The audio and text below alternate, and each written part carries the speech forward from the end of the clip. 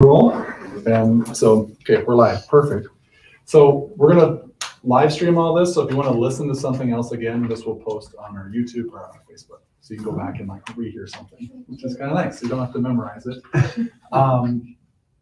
I've been fortunate just with some of the doctors and some of the things that I've got to train with. So like within Max Living, which is a network of doctors all across North America, I've been fortunate to do a lot of trainings in different places. And then when we do like camps, which is like an extensive training, I might be Thursday to Sunday doing 3 days of 5 workouts a day and just like mindset stuff and things like that, where they essentially trying to like push you physically and emotionally and mentally. And then you're learning from, doctors and pastors and people that are helping you grow as a human being. And one of the things we always go through is what we call a war plan or your schedule. And so that's what we're going to be focusing on today. So you can put that on the fourth one. So that's what we're going to be going through today. We might spend, so let's say if I'm down in Orlando or we've done this out at like Estes Park, we might spend 5 hours on what we're going through today and really like deep dive.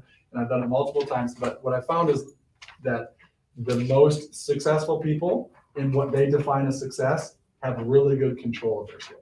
Okay. Now, success can be whatever you want it to be, right? So, but this becomes really, really important. So you got 2 handouts. We're going to go through that. There's a couple things I wanted to share with you. Is this one? I think it's really sad when you see a week go by. Have you ever done this? Like a week flies by, you have so much going on, and nothing that's important to you happens. You ever had that? Or like all the most valuable things in your life didn't take place. Like your health, your sleep, your friends, your family, like, ooh, that's rough. Or sometimes it's not a week, or it's a month, or it's a season, or a part of a season, right? And to me, the saddest thing is if I were to get into the habit of letting seasons or years go by where I'm not living my values. That would be a huge miss. And so the goal is that we're learning to not allow that to happen. So there's a quote that says this: lack of direction. Say direction. Direction. Lack of direction, not lack of time is the problem. We all have 24 hours in a day. So it's lack of direction is what we want to focus on. And how you live matters. That's the one thing I want you to get across more than anything. How you live matters. The Bible story of investing the talents, right? One person takes 5 talents and invests them, one takes 10 and invests them, one takes 2 and buries them, right? Your time is a talent. What are you doing with your time? Are you investing it well? Or are you essentially allowing yourself to be so busy, it's as if you're burying it and not using it wisely? Like when I think that way, it's very convicting on whatever my excuses are or my negative thing, whatever my negative thinking is, like I can be more intentional or you can be more intentional. Does that all make sense? So your time is a talent. How are you investing it? And here's a quote from a book that I really like. It's like the Relentless Pursuit of Elimination of Hurry, I think is what it's called, something along those lines. It's from this pastor talking about like how like busyness is destroying us. And he says this: if the devil cannot get you to sin, he will make you busy. And I see a lot of good people not do good things because they're so busy or not be present. And I'm totally guilty of that. I'm like just walking right by something that's important or someone that's important because I'm so busy that I don't give them the time of day. Right. And there's a lot of regret that I have in that. I'm sure you have those moments too. But if the devil can't get you to sin, he's going to make you busy. And we're busy when we're not in control or intentional. And so that's how we miss out on life. That's how people miss out on the best version of you. And if you think about it, you can inspire people to live better, but you can actually also discourage people to live like you're living. And I think you've all seen that. You see somebody where like, they're not an encouragement to live how they're living, right? Whatever they're doing, I don't want that, right? So how you live and how you act and how you behave matters. So are you inspiring the people around you? Are you discouraging them? You get to choose. And I read a different book and they talked about like this pastor was talking about like raising young boys and raising children. And he said, your kids should see that you have an epic faith. Like if your faith is lukewarm or boring, why would they want that, right? And so it's this idea of like, so I have an alert in my phone that talks about like epic faith, right? But like we should have an epic faith that like whatever they're doing is awesome. Like I want to be a part of it. That's attractive to me. And so in my mind, I want to have an epic faith that somebody else would want to model, and also an epic life. That people say, whatever you're doing in life, like that's worth copying parts of it. Maybe not all of it, but at least parts of it. So when you're thinking through how you do life, would somebody else that you care about, would they see it as epic or awesome or attractive? Would they like what you're doing, or would they see it as kind of like a discouragement? And if we go back into the church world, a lot of people are walking away from the faith because the people that are modeling it, it's not epic to them. It's something they have to check off a list. It's a thing that they do and it kind of makes them feel guilty, but it's not like vibrant inside them, right? So are you epic with how you're doing life? And you can change it if you're not. So the goal, like when you see like any of our logos, they say Inspired Chiropractic, you'll see it in different places on the cups or the books or whatever. And then underneath there, it says live in alignment. And to me, like it took me a long time to figure out that tagline under Inspired Chiropractic, live in alignment. And obviously there's the chiropractic part of it, of keep your spine healthy and aligned and properly functioning. But there's the other part of living in alignment with your values. Like, are you living your core values? Because that's part of the 5 essentials. Nutrition, mindset, exercise, toxicity, nervous system. Are you living your values well? And this is part of that. Are we living in alignment with what matters to you most? So that's what we want to do, is live in alignment with your values, not somebody else's. And the way that you do that is, 1, you become very intentional, and 2, you learn. So if you're taking notes, you can write down this, write plan, do, check, adjust. Plan, do, check, adjust. So plan, do, check, adjust. Nobody is perfect the first time around.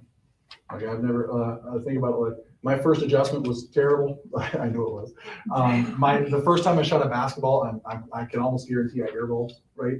The first time I did a talk, in front of people, one of the people fell asleep. And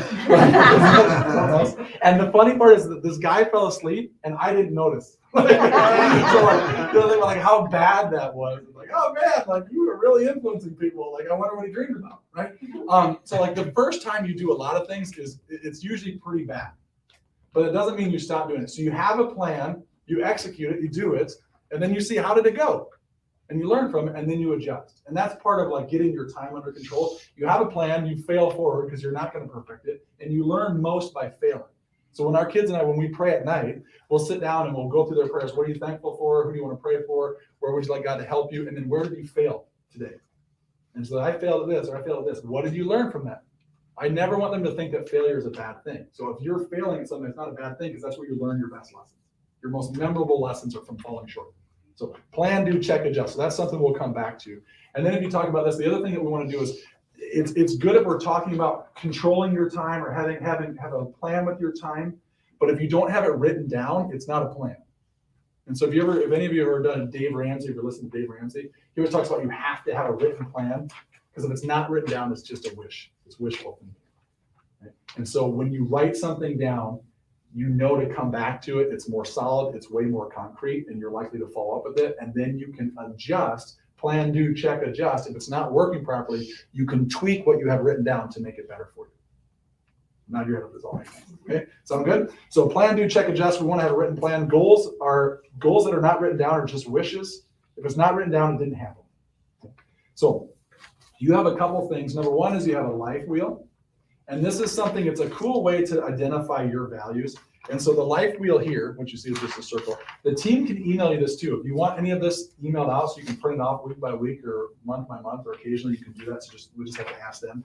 But the life wheel just has areas of life that matter to you. So this one says health, personal growth, finances, environment, which I told you, cross it out and put faith, recreation, or for me, that would be fun. Romance, for me, I just put Bree, that's my wife. Family and friends, I put my kids, and then career. So in here, these are areas that are important to you.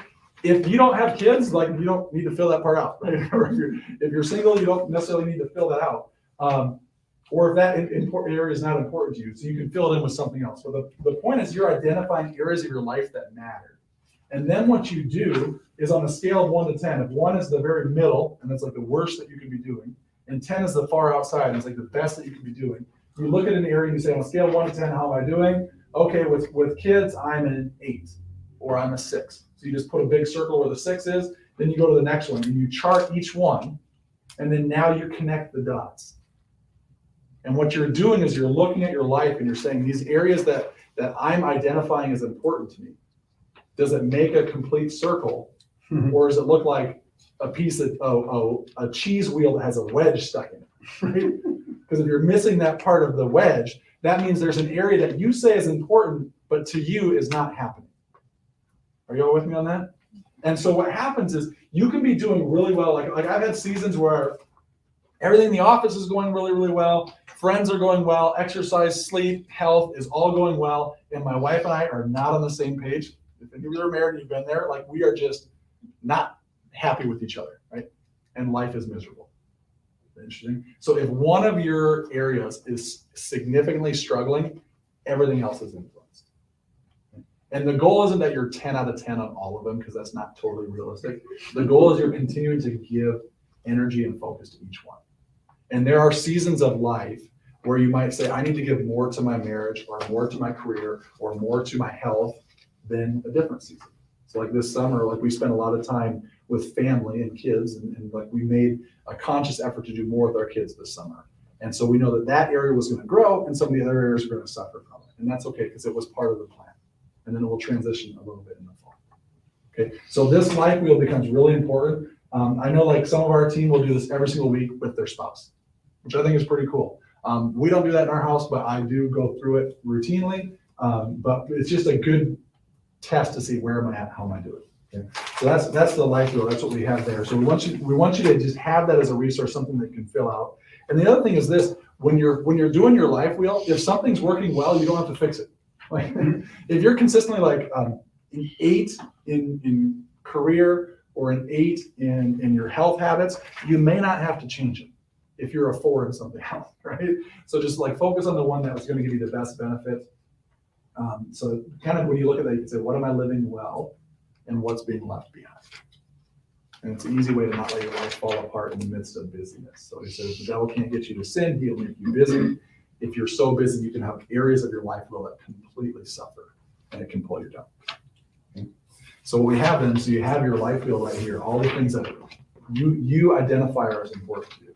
And now you can get very detailed. So if we say we spend like 5 hours on this, you might get really detailed. So for me, health doesn't just mean health. Like to me, health is broken down into, am I getting sleep? Am I eating fruits and vegetables? Am I not eating sugar? Am I exercising? Am I doing my home care? Right? Like all of those types of things. Am I drinking water? Am I taking my supplements? Like my health might be extremely detailed. So like, and same thing like with like career or personal growth. Personal growth might be like, how much am I reading? How much am I learning? How much am I paying attention to other people or just observing? But you're advancing as a human being. Faith, somebody's faith, for one person might be like, did I go to church? Like, because maybe they haven't. Have I listened to a sermon lately? Have I read a book? Have I read anything in the Bible? And another person might be like 3, 4, 5 Bible studies that you're doing. So it just depends on how serious you want to get in that. And you have seasons where you might really ramp into it and seasons where you don't. So you got your life wheel filled out. From there, you may want to sit down and get really intentional with what does success look like in that area. So an example of that would be with like kids and family. So for me, like we've made it a habit where we date our kids every week, my wife and I. On Tuesday nights, each of us takes one of the girls. The boys go to bed early. We each take one of the girls. We have an hour of time one-on-one. And then next week we rotate. On Wednesday nights, we each get one of the boys, and then we rotate the next week. So they always get an hour with mom or dad. And it doesn't have to be anything special, playing a card game, playing a board game, going for a bike ride. But that they get time with us, that we don't miss out on them growing up. Does that make sense? Mm-hmm. And we create a habit so when they leave home, they still want to hang out. So my oldest daughter, I'm already planting the seed. Hey, if you go to college and you're halfway close, we could still go on dates when you're in college. I will come visit you. If you're like, like we can make this happen. You could probably get free food out of this, like this could be a great thing. And she's already like, yeah, that's a great idea. And in my mind, I'm thinking this is one of the best relationships I'm ever going to have in my life. Why would I not put energy into it? Wow. Versus you hear so many people that work so hard and their kids graduate and their kids leave. And then what happens is they say, oh, I'm in a place where I want to spend time with my family. And their kids learn from mom and dad, I don't make time for you. And then they don't make time for us. That happens often, right? And so it's like, well, how do we avoid that? So that's been an intentional habit that we've made. And we used to do it on the weekends. It was so stressful. We had a plan, we did it, and we kept falling apart because on the weekends, it's just too much change. And once we moved it to weeknights and we said we don't have to go on extravagant dates or places, we can just be at home in the basement or at the kitchen table, all of a sudden it got easier, right? So now it's consistent. But the point is that you're defining success. What if you look back a year from now or 10 years from now, what would you say is a good thing that you did? You get to define it. And that can all change. So once you have a plan, it can all change. Plan, do, check, adjust. Okay. The second sheet that you have, this is actually your war plan. Okay, so that's what we call it as a war plan within like the trainings that I've got. And essentially what they say is this: you have to go to war for your time and for your values, because culture will rob you of your time and rob you of your values. right? Isn't that the truth?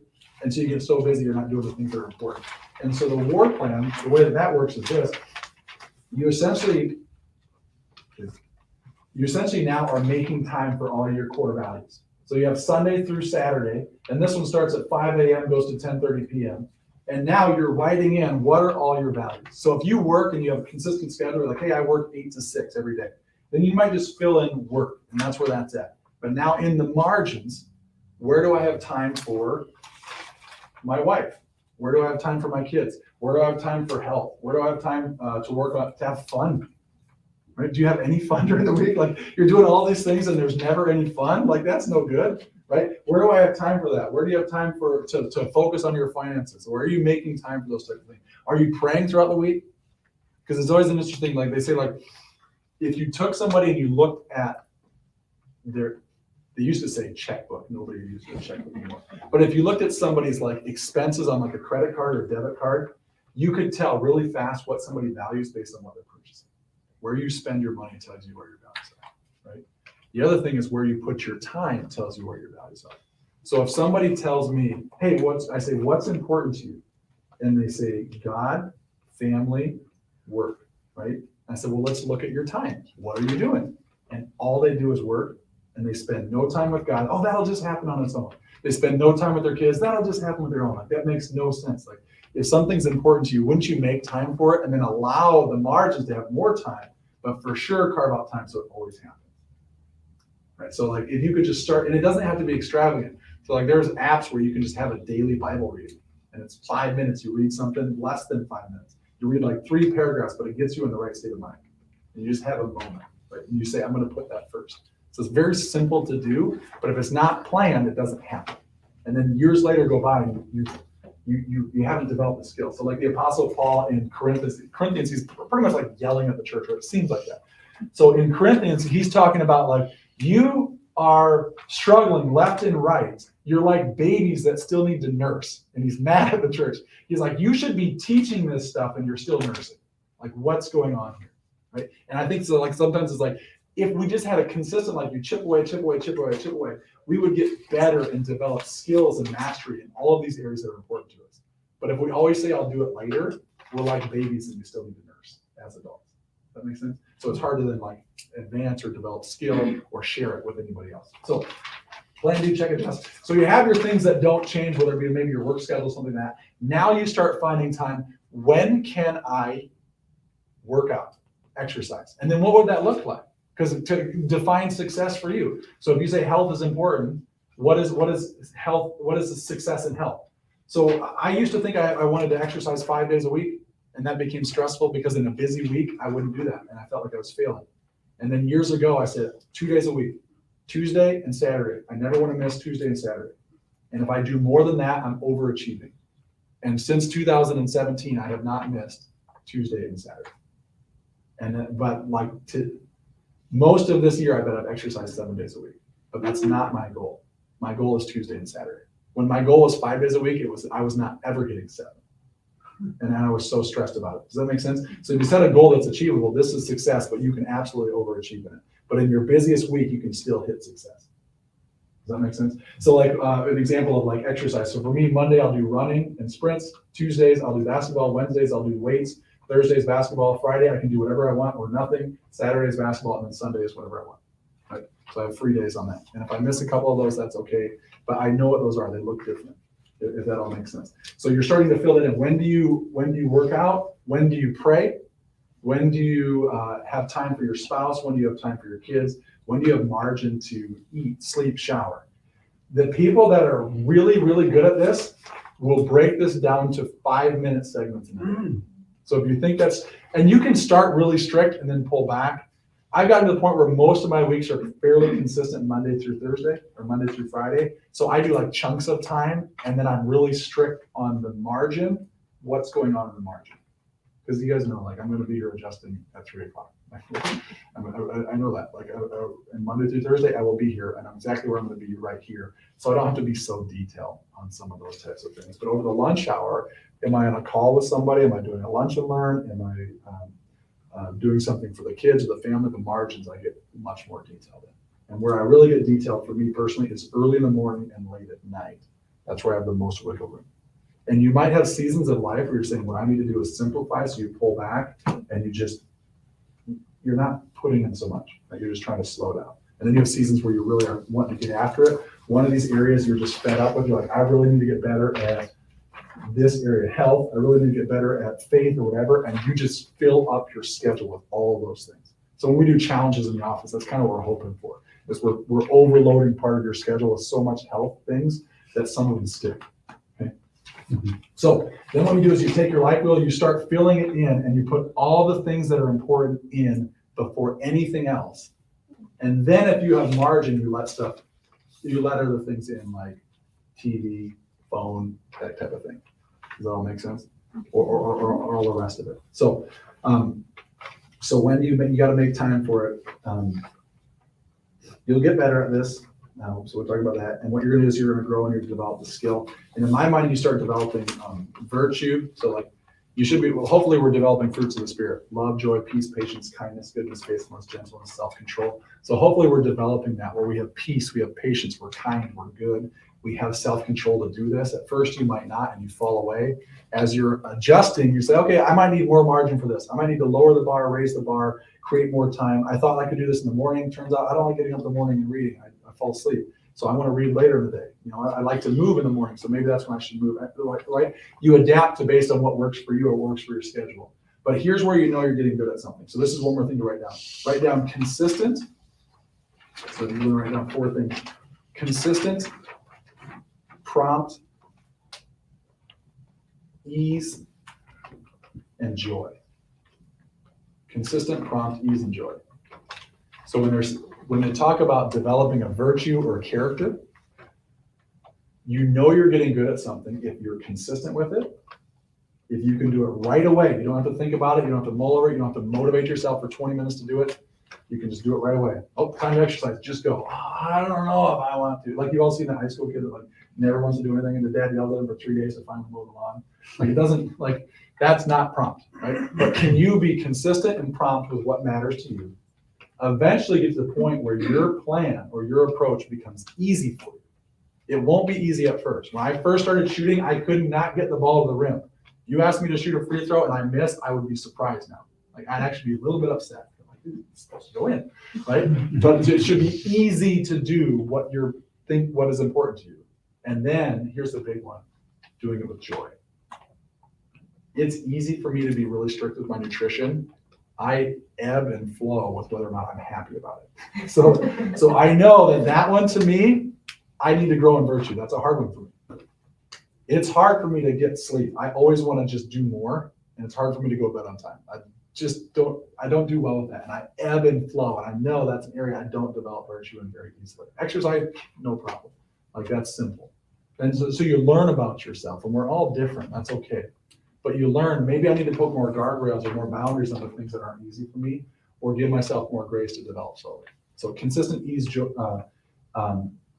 consistent, prompt, ease, and joy. When you're filling these things out, or when you look at your life, you might have a season of life where things are really stressful for you. The busiest seasons that I've had in life, especially early on in practice, there were moments where, if you've ever had this, like, you wake up or you don't fall asleep and your heart is racing. There's no way you're sleeping. It's like 2 a.m, you're staring at the ceiling, and you're wide awake, you're stressed, you're overwhelmed, you're just like, what do I do, right? And what I found is, in those moments, I almost always have more stuff on my plate than I know what to do with, and I don't have a place to go with it. So if you get to that place, your war plan will give you places to go with it. It will give you a plan, so that it gives you peace. It brings peace into your life. But in those moments, I've had it where I'm 2 a.m, can't sleep, heart's racing, sweating, like, I suppose you might call that a panic attack or anxiety or whatever it is, but you're just overwhelmed because you're just like, I don't know if I can hang on to this. And so what you do is just take a piece of paper, fold it in half, you open it up. On the left side, you write, what are all the things that I have to do, right? And at that point, it's like, I need to figure out how to do taxes. I need to figure out how to run an office. I need to figure out how to do an event. I need to all of these types of things. I need to not get kicked out of our out of our building. These are all things that I was dealing with in the first couple of years of practice. I didn't expect this. Mm-hmm. So you write all down, what's all the stuff that you need to deal with? And on the right side, when am I going to deal with it? Because I'll do it later. But if you don't have it written down, you're not planning to do it. And some things you're like, yep, this is something that needs to happen. I can do that Friday morning. I can do that Saturday afternoon. I can do that Monday over noon. You have a time for it. Some things you're like, hey, that thing, I can't even make a move forward for another 3 weeks. So what you write is reassess in 3 weeks, right? And you put it in your calendar, you put it in a phone so you come back to it. And then even though it's still there and it's still stressful, when you think about it, you know you're following the plan. Like the plan is to reassess it in 3 weeks. It's not going away, right? Reassess. And that brings you a lot of peace. But if you don't have a place to go with it, it sits in the back of your mind and it just messes with you. And then eventually what happens is you get to have a war plan where you just have your days filled out. So this is my week. I just started filling out my days. Some of the things that take longer times, I just put an arrow down, but you start filling in your days. The team, if you were to look at Amanda's, hers would be all color coded. Like the office would be one color, like anything work related, anything like spouse related is another color, like anything like house related is another. Like she's really good with colors. And like if that's for you, that's awesome. But for me, I just got to make sure I have a place to go with it. And then once this is filled out, just set it where you see it often. So I'll usually set mine in my office. So like if I'm sitting down in the morning over lunch or at the end of the day, I can look at it and say, what's my, tonight I have a date, or tonight I have a talk, or tonight I make sure that I see it, that you don't lose it. Because you can spend a lot of time filling this out and forget about it. Does that make sense? And then you just have a time where you reassess at the end of the week. Or for me, like I used to like to do it like early on Monday morning. So early in the morning, I'll print off a new one and I look at the old one and I put them side by side and I start filling out the new one. I say, what's different, what's new, what needs to change, what worked, what didn't work, what's different about this week. And it's amazing how 15 minutes of just thinking through your week can change your whole life. Does that all make sense? Do you see how this can become helpful? Do you see how people would not do this? Right? It seems so simple, but it's a matter of just making it a priority. So when I was looking at so we talked about just like writing down. So you're in a moment of stress, all the things you need to do, the time you need to do it, like you're taking that stress off of your plate. Do that and then pray for help. That's a really important thing. So James 4 verse 6 says, God opposes the proud, but gives grace to the humble. When we pray for help and we ask to get better at something, we're humbling ourselves to say, I'm not good at this yet. I need help on this, right? But if you can do that, it does get better. That's huge. And I like telling my kids, like, I see it now more in my boys, and I realize I was just like them, where they're just arrogant. Little boys can be arrogant. But like when I talk to them, like pride is the greatest of all sins because it leads to all the other ones. And I'll talk to them like God opposes the proud. Like when you're prideful, God is against you. But when you're humble, he's on your side. And so I'm slowly teaching them how to not like cock off when they like score a touchdown or like steal the ball from their sister or whatever it is, or have to be first in line. And it's just like, no. When you are prideful, you are against God. Like that's not a good place to be. So if you get in this place where you just feel overwhelmed, then that's a good place to start with humility and get the right people on your side. Does that make sense? And so that's a good place to be. And then I have a quote that I have hanging in my office that I thought was just so good. It says, leaders are not made by what they say yes to. Leaders are made by what they say no to. So when you look at your schedule, the thing that's not hard is what you want in there. The thing that's really hard are the things that you have to say no to live your values. So sometimes you have to say no to staying up late. Sometimes you have to say no to TV. Sometimes you have to say no to somebody that wants more of your time than they deserve. And you have those people that are just like time suckers, where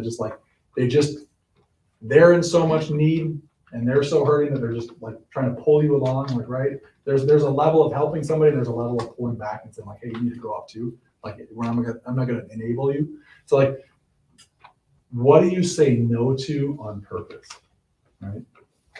And I'll never forget one of my favorite speeches I've ever heard before. This is Dr. Joel is his name, but he's a chiropractor. He grew up in a family. He has 34 chiropractors in his family. He's never been on a medication. He just grew up in just this awesome health-focused family. And one time he's giving this speech and all these people know him. And he gets up there and he's like, I don't know if you guys know this, but I have allergies. And they're like, what? Everyone's surprised. Like, you have allergies? Like how? What? Like, you're just like super health conscious person. He's like, I'm allergic to laziness. It's like, I'm allergic to excuses. I'm allergic to giving up. You know what I like? I like hard work. Hard work is fun. And it's just this idea of like, sometimes we say yes to so many things that are not good to us. And he just had the mentality of like, I'm allergic to distractions and to toxicity and things that aren't good for me. But in our culture, it's so easy to be distracted. And so kind of this idea of like, but I love hard work. I love doing the right thing. I love living my values. Like, can we be that type of person? And that would be the hope, that your life wheel and then your war plan can help you to do that. And so hopefully we can just reject being passive and just going with the flow, and then really just lead courageously. That would say, I'm going to do what is important and do it on purpose. And so your homework today then is to look at your life wheel and say, what are the things that are valuable to you? Rate yourself, and then start filling out your war plan. And then as you do that, just follow up. The next week, how did it go? What worked? What didn't work? And then fill it out again. Does that make sense? So we're going to turn this guy off. Now, what we want to do is, if you